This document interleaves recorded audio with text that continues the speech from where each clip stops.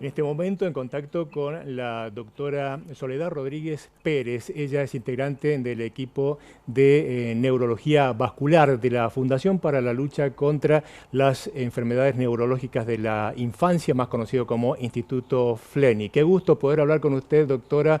Muy buenas noches.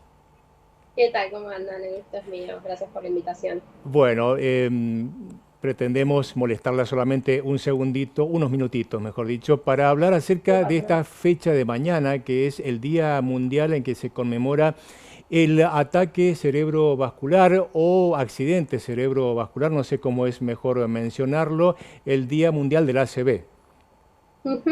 Sí, todos los 29 de octubre hacemos como una gran conmemoración para intentar reforzar la educación, recordar los factores de riesgo y poder concientizar a la población para evitar justamente el ACV.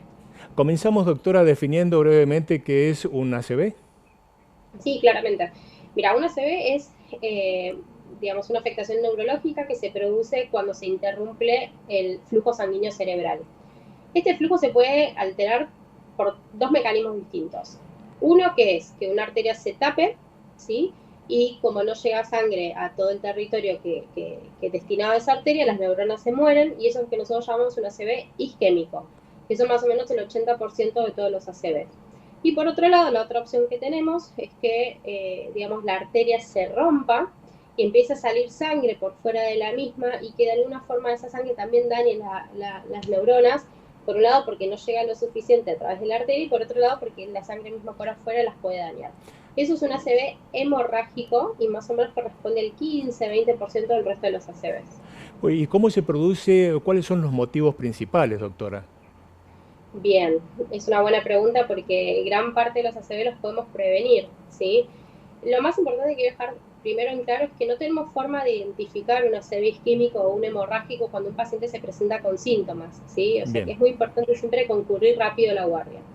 Dentro, digamos, tenemos dos tipos de factores de riesgo para tener un ACV, que son los modificables y los no modificables. Los no modificables son aquellos en los cuales uno como médico y el mismo paciente no pueden tener tanto, digamos, no podemos tratarlos, que son la edad, el sexo, haber tenido un ACV previo y la genética misma del paciente. Pero sí, todo el resto de los factores de riesgo modificables que ahora voy a charlar son más o menos lo que, digamos, lo que genera más o menos el 90% de los ACV, o sea que de alguna forma podemos prevenir un infarto y cuando uno lo puede prevenir podemos decir que no es un accidente, ¿sí? Más allá de la Los, visita al médico, por supuesto, que es lo que corresponde, ya la actividad física viene siendo un motivo importante como para prevenir. Bueno, ahí me diste pie para hablar justamente de esto. Los factores de riesgo que sí son modificables son la presión alta, el colesterol elevado, las glucemias alteradas o la diabetes, el sobrepeso o la obesidad, la inactividad física o el sedentarismo, el cigarrillo y las apneas de sueño. Fíjate que todo esto que te estoy comentando de alguna forma lo podemos modificar haciendo actividad física, comiendo saludable, consultando a un médico y digamos, adhiriendo al tratamiento, tomando nuestros remedios y que el médico evalúe si con esos remedios nos alcanza lo que estamos haciendo o hay que ajustarlos un poquito más. Eso depende 100% de nosotros. No sé si nos parece a nosotros, el común de la gente, que está bien, todos los años aumenta la cantidad poblacional, pero se nota un aumento quizás en el porcentaje de personas que sufren este tipo de alternaciones y se ve cada vez o se conoce cada vez más en personas jóvenes. Sí, la realidad es que, a ver, hay un fenómeno raro que está pasando. Y si bien, a ver, los pacientes jóvenes también pueden tener ACV. Hoy justo teníamos una charla para la comunidad acá en Fleni y un paciente dijo, yo tuve una ACV a los 4 años. Y sí, puede pasar. No es lo más frecuente, ese es el concepto Claro. principal y lo que quiero dejar claro. No es lo más frecuente, pero cada vez estamos viendo ACVs en pacientes más jóvenes. Pero ¿qué es lo que pasa?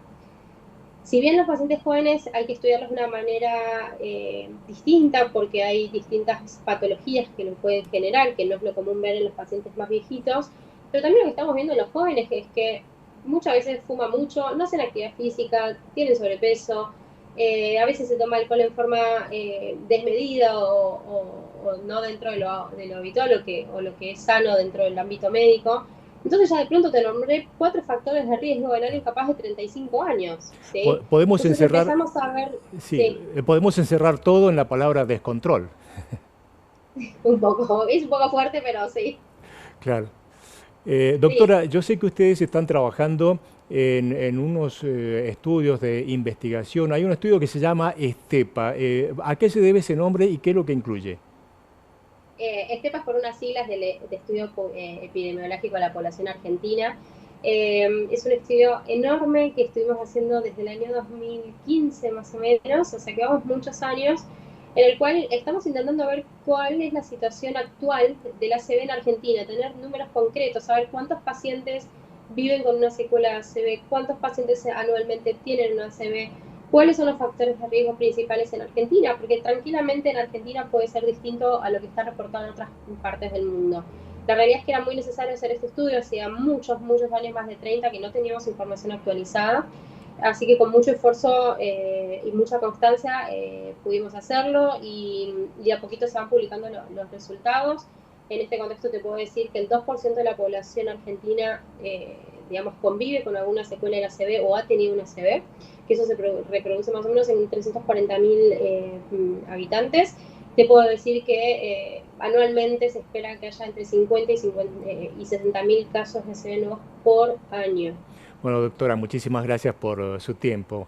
A Eh, ustedes. la doctora Soledad Rodríguez Pérez, integrante del equipo de neurología vascular del Instituto FLENI. Muchas gracias, hasta cada momento.